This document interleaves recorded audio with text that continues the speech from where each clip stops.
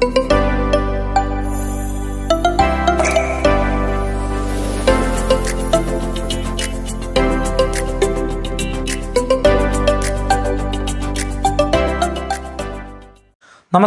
ആചാര്യ PSC learning പ്ലാറ്റ്ഫോമിലേക്ക് ഏവർക്കും സ്വാഗതം. ഞാൻ വൈശാഖ്. ഞാൻ കൈകാര്യം ചെയ്യുന്ന വിഷയം പ്രാചീന ഇന്ത്യ ചരിത്രം. പ്രാചീന ഇന്ത്യ ചരിത്രത്തിൽ നമ്മൾ ഇന്ന് ചർച്ച ചെയ്യുന്നത് സിന്ധു നദീതട സംസ്കാരത്തെക്കുറിച്ചാണ്. സിന്ധു നദീതട സംസ്കാരം. സിന്ധു നദീതട സംസ്കാരം BC 2700-നും BC 2700-നും BC 1700-നും ഇടയ്ക്ക് നിലനിന്നിരുന്ന സംസ്കാരമാണ് സിന്ധു നദീതട സംസ്കാരം. സിന്ധുവിൻ്റെയും അതിൻ്റെ 5 പോഷക നദികളായ ഝലം, ചിനാബ്, രവി, ബിയാസ്, സത്ലജ് ഈ 5 പോഷക നദികളുടെ തീരത്തിലാണ് സിന്ധു നദീതട പ്രദേശങ്ങൾ നിലനിന്നിരുന്നത്. സിന്ധുവിൻ്റെയും അതിൻ്റെ 5 പോഷക നദികളായ ഝലം, ചിനാബ്, രവി, ബിയാസ്, സത്ലജ് ഈ 5 നദീതീര പ്രദേശങ്ങളിലാണ് സിന്ധു നദീതട സംസ്കാരങ്ങൾ നിലനിന്നിരുന്നത്. സിന്ധു നദീതട പ്രദേശങ്ങൾ ഉത്ഖനനം ചെയ്തപ്പോൾ ഏകദേശം 2000-ഓളം പ്രദേശങ്ങൾ ലഭിച്ചു. ഈ 2000-ഓളം പ്രദേശങ്ങളിൽ പ്രധാനമായും 7 പ്രദേശങ്ങൾ. അതുകൊണ്ട് സിന്ധു നദീതട സംസ്കാരത്തെ സപ്ത സൈന്ധവ ദേശം എന്ന് വിളിക്കുന്നു. സിന്ധു നദിയുടെ സംസ്കാരത്തിൽ ഏകദേശം 2000-ഓളം പ്രദേശങ്ങൾ ഉത്ഖനനം ചെയ്തുവെങ്കിലും 7 പ്രധാനപ്പെട്ട പ്രദേശങ്ങൾ. അതുകൊണ്ടും ഇതിനെ എന്തെന്ന് വിളിക്കുന്നു? സപ്ത സൈന്ധവ ദേശം എന്ന് വിളിക്കുന്നു. ഇന്ത്യയിൽ വെങ്കലയുഗ സംസ്കാരത്തിന് ഉദാഹരണമാണ് സിന്ധു നദീതട സംസ്കാരം, അല്ലെങ്കിൽ വെങ്കല യുഗത്തിന് ഉദാഹരണമാണ് സിന്ധു നദീതട സംസ്കാരം. വെങ്കലയുഗ സംസ്കാരത്തിന് ഉദാഹരണമാണ് സിന്ധു നദീതട സംസ്കാരം, ഈജിപ്ഷ്യൻ സംസ്കാരം, മെസപ്പൊട്ടോമിയൻ സംസ്കാരം, ചൈനീസ് സംസ്കാരം. ഇവയെല്ലാം എന്തിന് ഉദാഹരണമാണ്? വെങ്കല യുഗത്തിന് ഉദാഹരണമാണ്. പരീക്ഷയ്ക്ക് ചോദിക്കണം, താഴെ പറയുന്നവയിൽ വെങ്കലയുഗ സംസ്കാരത്തിന് ഉദാഹരണമായത് ഏത്? ഓപ്ഷൻ 1 സിന്ധു നദിയുടെ സംസ്കാരം, ഓപ്ഷൻ 2 ഈജിപ്ഷ്യൻ സംസ്കാരം, ഓപ്ഷൻ 3 മെസപ്പൊട്ടോമിയൻ സംസ്കാരം, ഓപ്ഷൻ 4 ഇവയെല്ലാം. നമുക്ക് ഉത്തരം ഏതെഴുതാം? ഇവയെല്ലാം സിന്ധു നദിയുടെ സംസ്കാരവും ഈജിപ്ഷ്യൻ നദിയുടെ സംസ്കാരം, മെസപ്പൊട്ടോമിയ, ചൈനീസും എല്ലാം എന്തിന് ഉദാഹരണം തന്നെയാണ്? വെങ്കലയുഗ സംസ്കാരത്തിന് ഉദാഹരണമാണ്. ഇനി നമുക്ക് ഇതിൽ ഓരോന്നായിട്ട് നോക്കാം.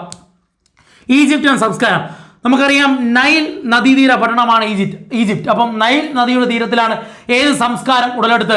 ഈജിപ്ഷ്യൻ സംസ്കാരം ഉടലെടുത്ത്.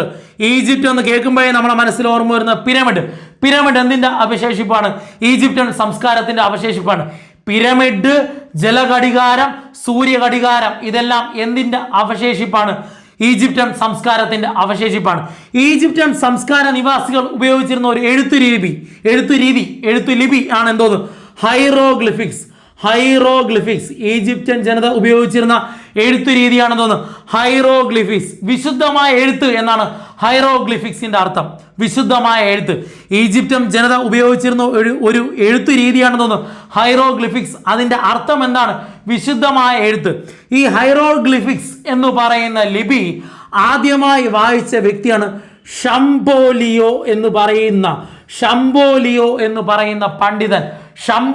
എന്ന് പറയുന്ന പണ്ഡിതനാണ് ഹൈറോഗ്ലിഫിക്സ് എന്ന് പറയുന്ന ലിപി എന്ത് ചെയ്യുന്നത്? ആദ്യമായി വായിച്ചത്. അടുത്ത് ഈജിപ്ഷ്യൻ സംസ്കാരത്തിന്റെ മറ്റൊരു പ്രത്യേകത, സിഫിനിക്സ് എന്ന് പറയുന്ന ഒരു രൂപം നിങ്ങൾ കണ്ടിട്ടുണ്ടായിരിക്കും, ചിത്രങ്ങളിലൊക്കെ കണ്ടിട്ടുണ്ടായിരിക്കും. സിഫിനിക്സ് എന്ന് പറയുന്ന രൂപം എന്ത് പ്രതിമയാണ് നിങ്ങൾ കണ്ടത്? മനുഷ്യന്റെ തലയും സിംഹത്തിന്റെ ഉടലുമുള്ള സിഫിനിക്സ് എന്ന് പറയുന്ന രൂപം ഏത് സംസ്കാരത്തിന്റെ അവശേഷിപ്പാണ്? ഈജിപ്ഷ്യൻ സംസ്കാരത്തിന്റെ അവശേഷിപ്പാണ്. വളരെ വേഗം നോക്കാം. നൈൽ നദീതീര സംസ്കാരമാണ് ഈജിപ്ഷ്യൻ സംസ്കാരം. പിരമിഡുകൾ, അടുത്ത് ജലഘടികാരം, സൂര്യഘടികാരം എല്ലാം എന്തിന്റെ അവശേഷിപ്പാണ്? ഈജിപ്ഷ്യൻ സംസ്കാരത്തിന്റെ അവശേഷിപ്പാണ്. ഈജിപ്ഷ്യൻ സംസ്കാര നിവാസികളുടെ എഴുത്തു രീതിയാണ് ഹൈറോഗ്ലിഫിക്സ്. ഹൈറോഗ്ലിഫിക്സിന്റെ അർത്ഥം വിശുദ്ധമായ എഴുത്ത് എന്നാണ്. ഷംബോലിയോ എന്ന് പറയുന്ന പണ്ഡിതനാണ് ഹൈറോഗ്ലിഫിക്സ് ലിപി ആദ്യമായി വായിച്ചത്. സ്ഫിനിക്സ് എന്ന് പറയുന്നത് എന്താണ്? അവിടെ കാണുന്ന ഒരു പ്രതിമ. ആ പ്രതിമ നിങ്ങൾ എന്താണ് കണ്ടത്? സിംഹത്തിന്റെ ഉടലും മനുഷ്യന്റെ മുഖവുമുള്ള സ്ഫിനിക്സ് എന്ന് പറയുന്ന പ്രതിമ. ഇതെല്ലാം എന്തിന് ഉദാഹരണമാണ്? എന്തിന്റെ അവശേഷിപ്പുകളാണ്? ഈജിപ്ഷ്യൻ സംസ്കാരത്തിന്റെ അവശേഷിപ്പാണ്. അടുത്ത് നമുക്ക് നോക്കാം മെസപ്പൊട്ടോമിയൻ സംസ്കാരം. മെസപ്പൊട്ടോമിയ എന്തുകൊണ്ട് അർത്ഥമാക്കുന്നത് 2 നദികൾക്കിടയിലുള്ള സംസ്കാരം. ഏതൊക്കെയാണ് ആ നദികൾ? യൂഫ്രട്ടീസും ടൈഗ്രീസ് നദികൾക്കിടയിലുള്ള സംസ്കാരമാണ് മെസപ്പൊട്ടോമിയൻ സംസ്കാരം എന്ന് പറയുന്നത്. ഇന്നത്തെ ഇറാഖ് ഉൾപ്പെടുന്ന മേഖലയിലാണ് ഏതുള്ളത്? മെസപ്പൊട്ടോമിയൻ സംസ്കാരം. മെസപ്പൊട്ടോമിയൻ സംസ്കാരം ഇന്നത്തെ ഇറാഖ് ഉൾപ്പെടുന്ന മേഖലയിലാണുള്ളത്. മെസപ്പൊട്ടോമിയൻ സംസ്കാരത്തിനും ഒരു എഴുത്ത് രീതിയുണ്ട്. അതിൻ്റെ പേരാണ് ക്യൂണിഫോം. ക്യൂണിഫോം എന്ന എഴുത്ത് രീതി ഏത് സംസ്കാരവുമായി ബന്ധപ്പെട്ടിരിക്കുന്നു? മെസപ്പൊട്ടോമിയൻ. ഹൈറോഗ്ലിഫിക്സ് എന്ന് പറയുന്ന എഴുത്ത് രീതി ഏത് സംസ്കാരവുമായി ബന്ധപ്പെട്ടിരിക്കുന്നു? ഈജിപ്ഷ്യൻ സംസ്കാരവുമായി ബന്ധപ്പെട്ടിരിക്കുന്നു. അടുത്ത് മെസപ്പൊട്ടോമിയ സംസ്കാരത്തിനകത്ത് 4 വ്യത്യസ്ത സംസ്കാരങ്ങളുണ്ട്. ഏതൊക്കെയാണ്? ബാബിലോണിയൻ സംസ്കാരം, സുമേറിയൻ സംസ്കാരം, സുമേറിയൻ സംസ്കാരം, അസീറിയൻ സംസ്കാരം, കാൽഡിയൻ സംസ്കാരം. Babylonian, Sumerian, Assyrian, Chaldean. ഈ സംസ്കാരങ്ങൾ ഏത് സംസ്കാരത്തിനകത്ത് വരുന്നു? മെസപ്പൊട്ടോമിയൻ സംസ്കാരത്തിനകത്ത് വരുന്നു. മെസപ്പൊട്ടോമിയൻ സംസ്കാരത്തിനകത്ത് വരുന്ന 4 വ്യത്യസ്ത സംസ്കാരങ്ങളാണ് ബാബിലോണിയൻ, സുമേറിയൻ, അസീറിയൻ, കാൽഡിയൻ. അപ്പം ബാബിലോണിയൻ സംസ്കാരം എന്നറിയപ്പെടുന്നതും ഏത് തന്നെയാണ്? മെസപ്പൊട്ടോമിയൻ സംസ്കാരമാണ്. അല്ലെങ്കിൽ മെസപ്പൊട്ടോമിയൻ സംസ്കാരത്തിനകത്ത് വരുന്ന സംസ്കാരം തന്നെയാണ് ഏത്? ബാബിലോണിയനും, സുമേറിയനും, അസീറിയനും, കാൽഡിയനും എല്ലാം. ഇനി അടുത്ത് നമ്മൾ ചർച്ച ചെയ്യുന്ന സംസ്കാരമാണ് ചൈനീസ് സംസ്കാരം. ചൈനീസ് സംസ്കാരം നമുക്കറിയാം. ചൈന എന്ന് കേൾക്കുമ്പോൾ നമ്മൾ PSC പഠിക്കുന്ന ഏതൊരു ഉദ്യോഗാർത്ഥിയുടെ മനസ്സിൽ ഓർമ്മ വരുന്ന ഒരു പേരാണ് ഹുയാൻഹോ നദി. ഹുയാൻഹോ നദിയുടെ തീരത്തിൽ ഉള്ള സംസ്കാരമാണ് ഏത്? ചൈനീസ് സംസ്കാരം. അടുത്ത് വളരെ പ്രധാനപ്പെട്ട ഒരു ചോദ്യം, 365 ദിവസം ദൈർഘ്യമുള്ള കലണ്ടർ പുറത്തിറക്കിയ ആര് എന്ന് ചോദിച്ചാൽ ചൈനീസ് സംസ്കാരം അല്ലെങ്കിൽ ചൈനീസ് സംസ്കാരം ജനതയാണ്. 365 ദിവസം ദൈർഘ്യമുള്ള കലണ്ടർ പുറത്തിറക്കിയ സംസ്കാരം ഏതെന്ന് ചോദിച്ചാലാണ് ചൈനീസ് സംസ്കാരം. അപ്പൊ നമ്മൾ പഠിച്ചത് വെങ്കലയുഗ സംസ്കാരത്തിന് ഉദാഹരണങ്ങളാണ് സിന്ധു നദിയുടെ സംസ്കാരം, സിന്ധുവിന്റെയും അതിന്റെ 5 പോഷക നദികളായ ചലം, ജിനാബ്, രവി, ബിയ, സത്ലജ്. ഈജിപ്ഷ്യൻ സംസ്കാരം ഏത് നദീതീരത്ത്? നൈൽ നദീതീരത്ത്. അതിന്റെ പ്രത്യേകതകൾ ഹൈറോഗ്ലിഫിക്സ് എന്ന് പറയുന്ന എഴുത്ത് രീതി, പിരമിഡ്, ജലഘടികാരം, സൂര്യഘടികാരം. ഹൈറോഗ്ലിഫിക്സ് എന്ന് പറഞ്ഞാൽ അതിന്റെ അർത്ഥം വിശുദ്ധമായ എഴുത്ത്. ഇത് ആദ്യമായി വായിച്ചതാരാണ്? ഷംപോലിയോ എന്ന് പറയുന്ന പണ്ഡിതൻ.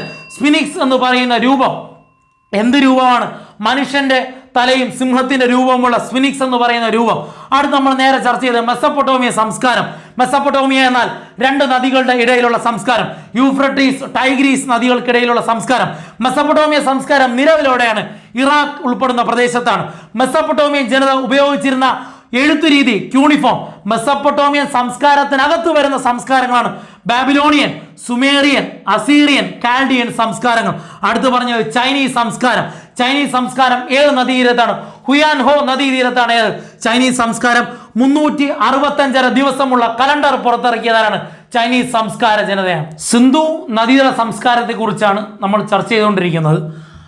1856 പാകിസ്ഥാനിലെ മുൾട്ടാൻ എന്ന് പറയുന്ന പ്രദേശം, പാകിസ്ഥാനിലെ മുൾട്ടാനിൽ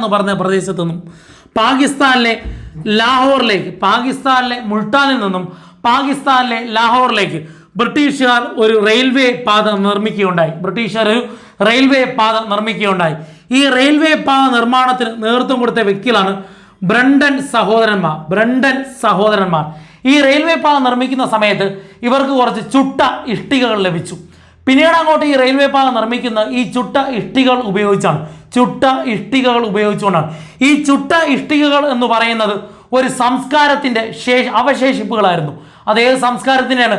സിന്ധു നദീതട സംസ്കാരം. പക്ഷേ ആ സമയത്ത് ബ്രിട്ടീഷുകാർ മനസ്സിലാക്കിയിരുന്നില്ല. അപ്പം 1856 പാകിസ്ഥാനിലെ മുൾട്ടാനിൽ നിന്നും പാകിസ്ഥാനിലെ ലാഹോറിലേക്ക് റെയിൽവേ പാത നിർമ്മാണത്തിന് നേതൃത്വം കൊടുത്ത വ്യക്തികളാണ് ആര്? ബ്രണ്ടൻ സഹോദരന്മാർ. 1861 ബ്രിട്ടീഷ് ഭരിച്ചിരുന്നത് കാനിങ് പ്രഭുവാണ്. ബ്രിട്ടീഷ് ഭരിച്ചിരുന്ന വൈസ്രോയാണ് ആര്? കാനിങ് പ്രഭു. ഈ കാനിങ് പ്രഭുവിന്റെ കാലഘട്ടത്തിലാണ് ആർക്കിയോളജിക്കൽ സർവേ ഓഫ് ഇന്ത്യ നിലവിൽ വരുന്ന. ആർക്കിയോളജിക്കൽ സർവേ ഓഫ് ഇന്ത്യയുടെ ആദ്യകാല ആസ്ഥാനം കൽക്കത്ത, നിലവിലെ ആസ്ഥാനം New Delhi. Previous question, archaeological survey of India നിലവിൽ വന്ന വർഷം 1861. ആരുടെ കാലഘട്ടത്തിൽ? കാനിങ് പ്രഭുവിന്റെ കാലഘട്ടത്തിൽ. ആർക്കിയോളജിക്കൽ സർവേ ഓഫ് ഇന്ത്യ നിലവിൽ വരാൻ കാരണക്കാരനായ ബ്രിട്ടീഷുകാരനാണ് Alexander Cunningham. Archaeological survey of India നിലവിൽ വരാൻ കാരണക്കാരനായ വ്യക്തിയാണ് അലക്സാണ്ടർ കണ്ണിങ്ഹാം. ഇന്ത്യൻ പുരാവസ്തു ശാസ്ത്രത്തിന്റെ പിതാവ് ചോദിച്ചാലും ആര് തന്നെയാണ്? Alexander Cunningham. 1861 കാനിങ് പ്രഭുവിന്റെ കാലഘട്ടത്തിൽ ആർക്കിയോളജിക്കൽ സർവേ ഓഫ് ഇന്ത്യ നിലവിൽ വന്നു. ആദ്യകാല ആസ്ഥാനം കൽക്കത്ത, നിലവിലെ ആസ്ഥാനം New Delhi. Archaeological survey of India നിലവിൽ വരാൻ കാരണക്കാരനായ ബ്രിട്ടീഷുകാരനാണ് ആര്? Alexander Cunningham. ഇന്ത്യൻ ആർക്കിയോളജിയുടെ പിതാവ് അല്ലെങ്കിൽ ഇന്ത്യൻ പുരാവസ്തു ശാസ്ത്രത്തിന്റെ പിതാവ് ആര് തന്നെയാണ്? Alexander Cunningham. 1902 ബ്രിട്ടീഷ് ഇന്ത്യയുടെ വൈസ്രോയാണ് ആര്? കഡ്സൺ പ്രഭു. ആർക്കിയോളജിക്കൽ സർവേ ഓഫ് ഇന്ത്യയുടെ ഡയറക്ടർ ജനറലായി കഡ്സൺ പ്രഭു ആരെ നിയമിക്കുന്നു? ജോൺ മാർഷലിനെ നിയമിക്കുന്നു. 1902 ബ്രിട്ടീഷ് ഇന്ത്യയുടെ വൈസ്രോയായ കഡ്സൺ പ്രഭു ആർക്കിയോളജിക്കൽ സർവേ ഓഫ് ഇന്ത്യയുടെ ഡയറക്ടർ ജനറലായി ആരെ നിയമിക്കുന്നു? ജോൺ മാർഷലിനെ നിയമിക്കുന്നു. അടുത്ത വർഷം 1904 ഇന്ത്യയിൽ ഒരു നിയമം കൊണ്ടുവരുന്നു. പുരാവസ്തു സ്മാരക സംരക്ഷണ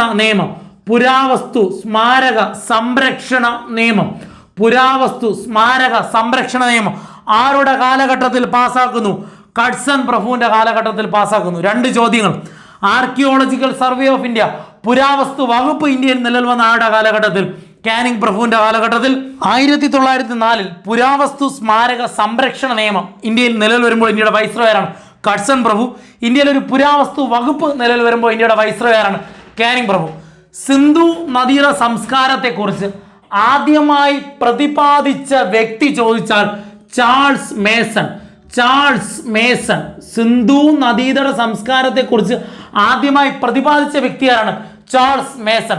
പരീക്ഷയ്ക്ക് നിങ്ങൾ ചോദിക്കുകയാണ്, സിന്ധു നദീതട സംസ്കാരത്തിൽ ആദ്യമായി ഉത്ഖനനം ചെയ്ത വ്യക്തി, സിന്ധു നദീതട സംസ്കാരത്തിന് ആ പേര് കൊടുത്ത വ്യക്തി എല്ലാം ചോദിച്ചാൽ ആര് തന്നെയാണ്? John marshal. സിന്ധു നദീതട സംസ്കാരത്തെ കുറിച്ച് ആദ്യമായി പ്രതിപാദിച്ച വ്യക്തി എന്ന് പറഞ്ഞാൽ ഇദ്ദേഹം പറഞ്ഞു സിന്ധു നദിയുടെ തീരത്തിൽ ഒരു സംസ്കാരം ഉണ്ടായിരിക്കാം എന്ന് ആദ്യമായി പറഞ്ഞ വ്യക്തി, പ്രതിപാദിച്ച വ്യക്തി ചാൾസ് മേസൺ. സിന്ധു നദിയുടെ സംസ്കാരത്തിന് ആ പേര് നൽകിയ വ്യക്തി ആരാണ്? John marshal. സിന്ധു നദിയുടെ സംസ്കാരത്തിന്റെ പ്രദേശങ്ങളിലെ ഉത്ഖനനത്തിന് നേതൃത്വം നൽകിയ വ്യക്തിയും ആര് തന്നെയാണ്? ജോൺ മാർഷലാണ്. സിന്ധു നദീതട സംസ്കാരത്തെ നമ്മൾ പൊതുവെ ഇങ്ങനെയാണ് വിളിക്കുന്നത്, സിന്ധു നദീതട നാഗരികത സംസ്കാരം എന്ന് വിളിക്കുന്നു. കാരണം നഗരാസൂത്രണവും നഗരവൽക്കരണവും സിന്ധു നദീതട സംസ്കാര നിവാസികളുടെ പ്രത്യേകതകൾ തന്നെയായിരുന്നു. ഇവർ നഗരങ്ങളെ വിളിച്ചിരുന്ന പേരെന്താണ്? സിറ്റാഡൽ. സിന്ധു നദീതട നിവാസികൾ നഗരങ്ങളെ വിളിച്ചിരുന്ന പേരെന്താണ്? സിറ്റാഡൽ എന്നാണ് വിളിച്ചിരുന്നത്. നഗരാസൂത്രണവും നഗരവൽക്കരണവും എന്തിന്റെ പ്രത്യേകതകളായിരുന്നു? സിന്ധു നദീതട സംസ്കാര നിവാസികളുടെ പ്രത്യേകതകളായിരുന്നു എന്ന് തോന്നുന്നു. നഗരാസൂത്രണവും നഗരവൽക്കരണവും. നഗരങ്ങളെ അവർ വിളിച്ചിരുന്ന പേരെന്താണ്? സിറ്റാഡൽ എന്നാണ് വിളിച്ചിരുന്നത്. ആര്യന്മാർ സിന്ധു നദീതട നിവാസികളെ വിളിച്ചിരുന്ന പേരാണ് ഹരിയൂപിയ. ആര്യന്മാർ സിന്ധു നദീതട നിവാസികളെ വിളിച്ചിരുന്ന പേരാണ് ഹരിയൂപിയ. മെസ്സപ്പൊട്ടോമിയൻ സംസ്കാര ജനത, നമ്മൾ നേരത്തെ മെസ്സപ്പൊട്ടോമിയയെ കുറിച്ച് പറഞ്ഞായിരുന്നു. മെസ്സപ്പൊട്ടോമിയൻ സംസ്കാര ജനത സിന്ധു നദീതട നിവാസികളെ മെലൂഹ എന്നാണ് വിളിച്ചിരുന്നത്. അല്ലെങ്കിൽ മെസ്സപ്പൊട്ടോമിയൻ സംസ്കാരം അവരുടെ ഗ്രന്ഥങ്ങളിൽ സിന്ധു നദിയെ ഇങ്ങനെ പരാമർശിച്ചിരുന്നു. എന്തെന്ന് പറഞ്ഞിരുന്നു? മെലൂഹ. ആര്യന്മാർ സിന്ധു നദീതട നിവാസികളെ എന്തെന്ന് വിളിച്ചിരുന്നു? ഹരിയൂപിയ എന്ന് വിളിച്ചിരുന്നു. ലോകത്തിൽ ആദ്യമായി പരുത്തി കൃഷി നടത്തിയ ജനതയാണ് സിന്ധു നദീതട നിവാസികൾ. പരുത്തി കൃഷി മാത്രമല്ല, പരുത്തി, ബാർലി, ഗോതമ്പ് ഇവയെല്ലാം സിന്ധു നദീതട നിവാസികൾ കൃഷി ചെയ്തു. ശ്രദ്ധിക്കേണ്ട പോയിന്റ്, ലോകത്തിൽ ആദ്യമായി പരുത്തി കൃഷി നടത്തിയ നിവാസികളാണ് സിന്ധു നദീതട നിവാസികൾ. ഇവരുടെ പ്രധാനപ്പെട്ട തൊഴിലുകളായിരുന്നു കൃഷി, കളിമൺ പാത്ര നിർമ്മാണം, നെയ്ത്ത് എന്നിവ ഇവരുടെ പ്രധാനപ്പെട്ട തൊഴിലുകളായിരുന്നു. സിന്ധു നദീതട നിവാസികൾ ഇണക്കി വളർത്തിയിരുന്ന മൃഗമാണ് നായ. അവർക്ക് സുപരിചിതമല്ലാത്ത മൃഗം കുതിര. ഇണക്കി വളർത്തിയിരുന്ന മൃഗം നായ, സുപരിചിതമല്ലാത്ത മൃഗം കുതിര. സിന്ധു നദീതട നിവാസികൾ ആരാധിച്ചിരുന്ന മൃഗം കാള. സിന്ധു നദീതട നിവാസികൾ ആരാധിച്ചിരുന്ന മൃഗമാണേത്? കാള. സിന്ധു നദീതട നിവാസികൾ ആരാധിച്ചിരുന്ന വിഗ്രഹം അല്ലെങ്കിൽ പുരുഷ ദൈവം ചോദിച്ചാൽ പശുപതി മഹാദേവൻ. പശുപതി മഹാദേവൻ. പശുപതി മഹാദേവൻ. സിന്ധു നദീതട നിവാസികൾ ആരാധിച്ചിരുന്ന സ്ത്രീ ദേവത ചോദിച്ചാൽ മാതൃദേവത. മാതൃദേവത.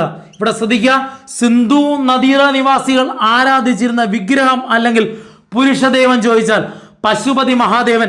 ഇവർ ആരാധിച്ചിരുന്ന സ്ത്രീ ദേവത ചോദിച്ചാൽ ഏതാണ്? മാതൃദേവത. ഇവർ ആരാധിച്ചിരുന്ന മൃഗം ചോദിച്ചാൽ ഏതാണ്? കാള. ഇവർക്ക് സുപരിചിതമല്ലാത്ത മൃഗം കുതിര. ഇവർ ഇണക്കി വളർത്തിയിരുന്ന മൃഗം ഏതാണ്? നായയാണ്. അപ്പൊ സിന്ധു നദീതട നിവാസികൾ ഇണക്കി വളർത്തിയിരുന്ന മൃഗം ഏതാണ്? നായ. സിന്ധു നദീതട നിവാസികൾ നഗരപ്രദേശങ്ങളെ എന്തെന്ന് വിളിച്ചു? സിറ്റാഡൽ എന്ന് വിളിച്ചിരുന്നു. സിന്ധു നദീതട നിവാസികളെ ആര്യന്മാർ എന്തെന്ന് വിളിച്ചിരുന്നു? ഹരിയൂപ്പിയ എന്ന് വിളിച്ചിരുന്നു. മെസപ്പൊട്ടോമിയൻ ജനത എന്തെന്ന് വിളിച്ചിരുന്നു? മെലൂഹ എന്ന് വിളിച്ചു. പരുത്തി കൃഷി ലോകത്തിൽ ആദ്യമായി ആരംഭിച്ച നദീതട സംസ്കാര നിവാസികൾ ആരെന്ന് ചോദിച്ചാൽ ആരാണ്? സിന്ധു നദീതട നിവാസികളാണ്. പരുത്തി കൃഷി മാത്രമല്ല, പരുത്തി, ഗോതമ്പ്, ബാർലി എന്നിവ ആര് കൃഷി ചെയ്യുന്നു? സിന്ധു നദീതട നിവാസികൾ കൃഷി ചെയ്യുന്നു. ഇവർ പ്രധാനപ്പെട്ട ജോലികൾ, ഇവർ ഏർപ്പെട്ടിരുന്ന ജോലികളാണ് ഏതൊക്കെ ജോലികൾ? കൃഷി ഏർപ്പെട്ടിരുന്നു, നെയ്ത്ത് ഏർപ്പെട്ടിരുന്നു, കളിമൺ പാത്ര നിർമ്മാണത്തിൽ ഏർപ്പെട്ടിരുന്നു. ഇവരുടെ എഴുത്ത് ലിപിയാണ് ചിത്രലിപി. ഇവരുടെ എഴുത്ത് ലിപിയാണ് ഏത്? ചിത്രലിപി. സിന്ധു നദീതട നിവാസികളുടെ എഴുത്ത് ലിപി എന്ന് ചോദിച്ചാലാണ് ചിത്രലിപി. ഇവർ ഉപയോഗിച്ചിരുന്ന ലോഹം ചോദിച്ചാൽ ചെമ്പും വെളുത്തിയോ. ചെമ്പും വെളുത്തിയോ. നമ്മൾ അവിടെ ഒരു കാര്യം പ്രത്യേകം ആലോചിക്കുക. രാജസ്ഥാനിലെ ഛേത്രി ചെമ്പ് ഖനികളിൽ നിന്ന് ഇവർ ചെമ്പ് ശേഖരിച്ചു. രാജസ്ഥാനിലെ ഖേത്രി ചെമ്പ് ഖനികളിൽ നിന്ന് ഇവർ എന്ത് ശേഖരിച്ചു? ചെമ്പ് ശേഖരിച്ചു. അഫ്ഗാനിസ്ഥാനിൽ നിന്നും മധ്യ ഏഷ്യയിൽ നിന്നും ഇവർ എന്ത് ശേഖരിച്ചു? വെളുത്തിയം ശേഖരിച്ചു. ഇത് രണ്ടും കൊണ്ടുവന്ന് ഇവർ എന്തുണ്ടാക്കി? വെങ്കലമുണ്ടാക്കി. ഇത് രണ്ടും കൊണ്ടുവന്ന് ഇവർ എന്തുണ്ടാക്കി? വെങ്കലമുണ്ടാക്കി. പരീക്ഷയ്ക്ക് ചോദിക്കുകയാണ്, സിന്ധു നദീതട നിവാസികൾക്ക് സുപരിചിതമായ ലോഹം ഏതാണ്? ചെമ്പും വെളുത്തിയും. സുപരിചിതമായ ലോകസങ്കരം ചോദിച്ചാൽ ഏതാണ്? വെങ്കലം. ലോകസങ്കരം ചോദിച്ചാൽ ഏതാണ്? വെങ്കലം.